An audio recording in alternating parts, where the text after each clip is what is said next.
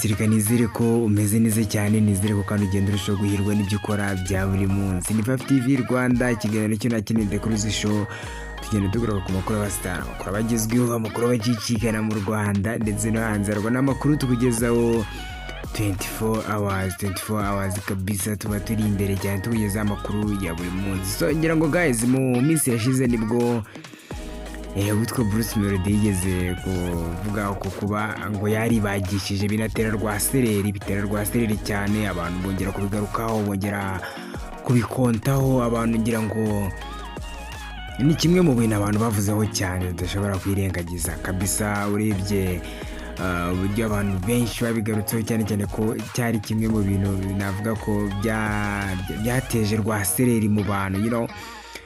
So Bruce Melody rero ati njye naribagishije ati njye naribagishije kabisa. So ngira ngo coach Gael ejo bwari mu kiganiro n'Isibo TV yaje kubigarukaho avuga byinshi cyane byanavuzwe kuri Bruce Melody, avuga uko afata Bruce Melody, you know, ko yumva Bruce Melody wahazaza. Ni byinshi cyane yavuze mu kiganiro yagiranye na Isibo TV, you know.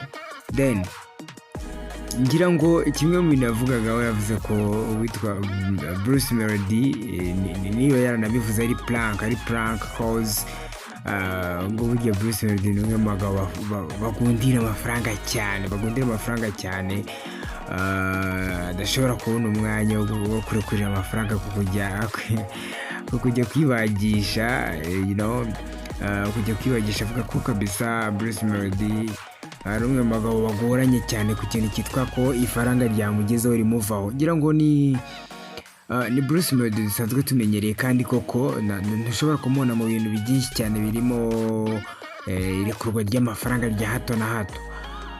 Ngira ngo wenda abantu bamuzi neza, bamuzi ku masitire yiyambarira, uburyo ki byagezeho bigasakuza, abantu bakavuga ati, you know, you are a superstar. Niba uri superstar, so ugomba kwambara neza. Ngira ngo ni kimwe mu bintu na coach Gael yagarutse avuga ko Bruce Melody, you know, Bruce Melody himself ni umwe mu bagabo badakunda kurekura amafaranga cyane, ngo aho yajya mu bintu bisa naho atari ingenzi cyane. So ngira ngo ni kimwe mu bintu yanavuzeho, avuga ku iterambere ry'umuziki mu Rwanda, iterambere ry'abahanzi nyarwanda. Ariko nanone ngira gushimira Bruce Melody cyane ko ari umwe mu bantu ngo bamuba hafi burya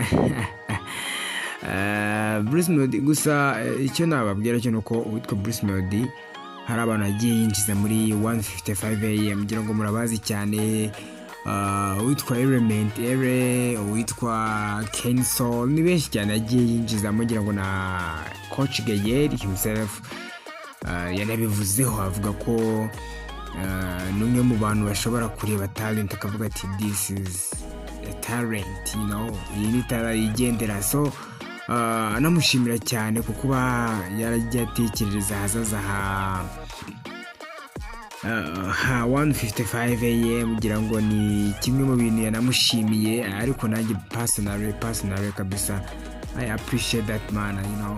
Ni ikintu cyiza, ni ikintu kiba gikenewe cyane, ya partnership, kwa kureba umuhanzi ukumva ko agomba nawe kuzamuka nk'uko nawe wazamutse. Ngira ngo biragora, kimwe mu bintu usanga abahanzi benshi banavuga, banarekarama, aravuga ati bro, kugira ngo nubakire izina mbe ndi hano byantwaye akuya. So why not aba superstar badashobora gushyigikira abahanzi bato? Ngira ngo ni ibintu bisa naho byatangiye kuza. The Ben twaramubonye, Bruce Melody nawe ni umwe mu bantu bagira uruhare rukomeye cyane mu muziki nyarwanda, agiye azana amaquality menshi, azanye Gino Kizigenza, azana Element, azana Kenso. Ngira ngo ni shene ngari cyane ku bahanzi bagiye baza bigizwemo uruhare na Bruce Melody, cyane ko na coach Gael ubwe abigiyemera akavuga ati, you know, uriya mutipe, uriya mutaramu ni umwe mu bantu banjye, kubera ko ndabizi ko ntashobora kurebera ibintu bipfa, ntashobora kurebera ibintu bipfa. So ngira ngo ni tugira abahanzi nk'aba ngaba, abahanzi bafite spirit nk'izi benshi cyane hano mu Rwanda, ubona ko bizafasha music nyarwanda ku develop. Ngira ngo ni nacyo kintu abanyanigeria baturusha, biriya bihugu byateye imbere ku muziki biturusha. Niba uri superstar ufata umuntu muto ukamuzamura akazamukira ku izina ryawe, sometimes arijyana kurenga, arijyana kurenga, wowe ugatangira no kugushitsa kuri babandi wabonaga bari kure. So ngira ngo ni ibintu byiza cyane, ni ibintu twanishimiye, umutima zawuhorane kabisa.